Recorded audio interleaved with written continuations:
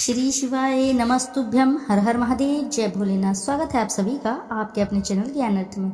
आप सभी का दिन शुभ और मंगलमय हो। श्रोताओं, आज की इस वीडियो में आप सुरसपान करेंगे शिव महापुराण के 10वें अध्याय। ब्रह्मा और विष्णु ने पूछा, प्रभु सृष्टि आदि 5 कृत्यों के लक्षण क्या है, यह हम दोनों को बताइए।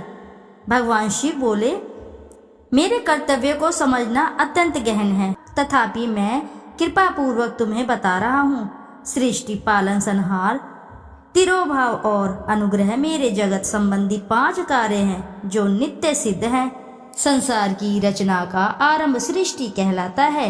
मुझसे पालित होकर सृष्टि का सुस्थिर रहना उसका पालन है, उसका विनाश ही संहार है। प्राणों के उत्क्रमण को तिरोभाव कहते हैं। इन सब से छुटकारा मिल जाना ही मेरा अनुग्रह अर्थात मोक्ष है। ये 5 कृत्य हैं। सृष्टि आदि 4 कृत्य संसार का विस्तार करने वाले हैं। 5वां कृत्य मोक्ष का है। मेरे भक्तजन इन 5 कार्यों को 5 भूतों में देखते हैं। सृष्टि धरती पर, स्थिति जल में, संहार अग्नि में, तिरोभाव वायु में और अनुग्रह आकाश में स्थित है। पृथ्वी से सबकी सृष्टि होती है, जल से वृद्धि होती है, आग सबको जला देती है, वायु एक स्थान से दूसरे स्थान पर ले जाती है और आकाश सबको अनुग्रहित करता है। इन 5 कृत्यों का भार वहन करने के लिए मेरे 5 मुख हैं। 4 दिशाओं में 4 मुख और इनके बीच में 5वां मुख है। पुत्रों, तुम दोनों ने मुझे तपस्या से प्रसन्न कर सृष्टि और पालन 2 कार्य प्राप्त किए हैं। इसी प्रकार मेरे विभूति स्वरूप रुद्र और महेश्वर ने संहार और तिरोभाव कार्य मुझसे प्राप्त किए हैं, परंतु मोक्ष में स्वयं प्रदान करता हूँ। मैंने पूर्व काल में अपने स्वरूप भूत मंत्र का उपदेश किया है, जो ओम का रूप में प्रसिद्ध है। यह मंगलकारी मंत्र है। सर्वप्रथम मेरे मुख से ओमकार प्रकट हुआ, जो मेरे स्वरूप का बोध कराता है।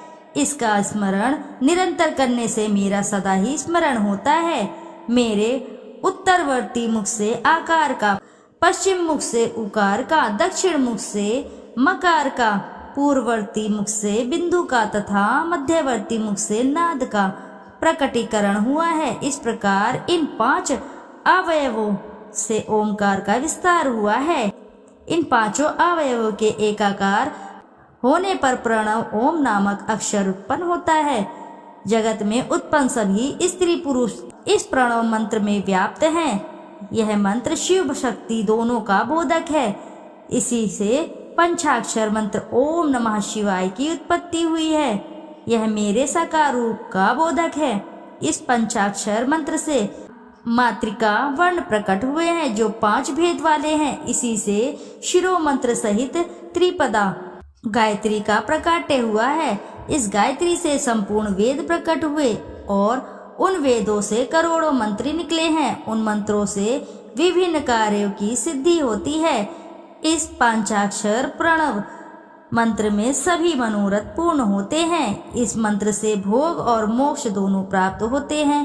नंदिकेश्वर कहते हैं, जगदम्बा उमा गौरी पार्वती के साथ बैठे महादेव ने उत्तरवर्ती मुख बैठे ब्रह्मा और विष्णु को पर्दा करने वाले वस्त्र से आच्छादित कर उनके मस्तक पर अपना हाथ रखकर धीरे धीरे उच्चारण कर उन्हें उत्तम मंत्र का उपदेश दिया।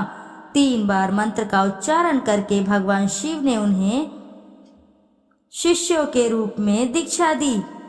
गुरु दक्षिणा के रूप में दोनों ने अपने आप को समर्पित करते हुए दोनों हाथ जोड़कर उनके समीप खड़े हो जगत गुरु भगवान शिव की इस प्रकार स्तुति करने लगे। ब्रह्मा विष्णु बोले, प्रभु आपके साकार और निराकार 2 रूप हैं। आप तेज से प्रकाशित हैं, आप सबके स्वामी हैं, आप सर्वात्मा को नमस्कार है। आप प्रणव मंत्र के बताने वाले हैं तथा आप ही प्रणव लिंग वाले हैं। सृष्टि, पालन, संहार, तिरोभाव और अनुग्रह आदि आपके ही कार्य हैं। आपके 5 मुख हैं, आप ही परमेश्वर हैं। आप सबकी आत्मा हैं, ब्रह्म हैं। आपके गुण और शक्तियां अनंत हैं। हम आपको नमस्कार करते हैं। इन पंक्तियों से स्तुति करते हुए गुरु महेश्वर को प्रसन्न कर ब्रह्मा विष्णु ने उनके चरणों में प्रणाम किया। महेश्वर बोले, आद्रा नक्षत्र में चतुर्दशी को यदि इस प्रणव मंत्र का जप किया जाए तो यह अक्षय फल देने वाला है। सूर्य की संक्रांति में महा आद्रा नक्षत्र में एक बार किया प्रणव जप करोड़ों गुना जप का फल देता है। मृगशिरा नक्षत्र का अंतिम भाग तथा पुनर्वसु का शुरू का भाग पूजा होम और तर्पण के लिए सदा आद्रा के समान ही है। मेरे लिंग का दर्शन प्रातःकाल अर्थात मध्याह्न से पूर्व काल में करना चाहिए। मेरे दर्शन पूजन के लिए चतुर्दशी तिथि उत्तम है। पूजा करने वालों के लिए मेरी मूर्ति और लिंग दोनों समान है। फिर भी मूर्ति की अपेक्षा लिंग का स्थान ऊंचा है, इसलिए मनुष्य को शिवलिंग का ही पूजन करना चाहिए।